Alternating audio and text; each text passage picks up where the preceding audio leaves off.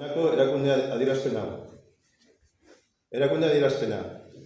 Lege orokorrean askatasuna kentzeko zigorra betetzean deserrotzea saihesteko ezarritakoa kontuan izanik, zigor horien bergizarteratze printzipioen arabera, Andoaingo udalak adierazten du ez dagoela ados Matilde Revillago Lasagastik hainbeste borrokatu zuen urruntze espetxe politikarekin.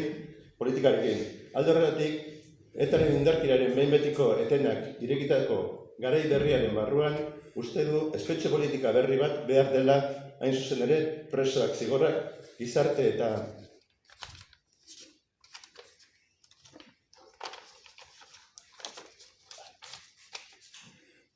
familiakoak dituen lekutik urrun betetzea saihesten duen politika bat, zeinak erraztuko gaitu bere senideekin harremana izatea, bere seme-alaba adingabeen ongizatera begira eta horiek gurasoekin egoteko duten eskubidearen alde.